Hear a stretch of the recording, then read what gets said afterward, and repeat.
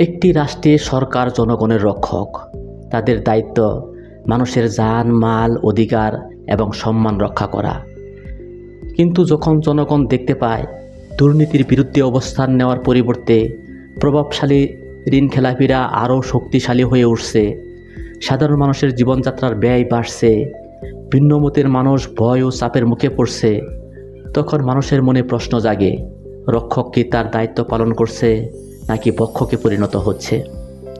ক্ষমতা কোনো দলের ব্যক্তিগত সম্পদ নয়, এটি জনগণের আমানত। এই আমানতের খেয়ানত যখন শুরু হয় তখন ক্ষতিগ্রস্ত হয় পুরো জাতি। গ্যাস, বিদ্যুৎ কিংবা নিত্য প্রয়োজনীয় পণ্যের মূল্য বৃদ্ধি যদি জনগণের জীবনকে আরও দুর্বিষহ করে তোলে, তাহলে তার যৌক্তিক ব্যাখ্যা ও জবাবদিহিতা থাকা উচিত। যে রাষ্ট্রে সাধারণ মানুষ ন্যায় বিচারের পরিবর্তে ভয় অনুভব করে, সেখানে গণতন্ত্র দুর্বল হয়ে পড়ে। মত প্রকাশের স্বাধীনতা, ধর্মীয় প্রতিষ্ঠানের ন্যায্য অধিকার এবং আইনের সমান প্রয়োগ এসব একটি সভ্য রাষ্ট্রের মৌলিক বৈশিষ্ট্য।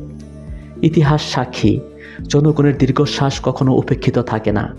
ক্ষমতা ক্ষণস্থায়ী, কিন্তু অন্যায় ও অবিচারের হিসাব একদিন দিতে হয় আইনের কাছে, ইতিহাসের কাছে, বিশ্বাসীদের কাছে এবং মহান আল্লাহর কাছেও।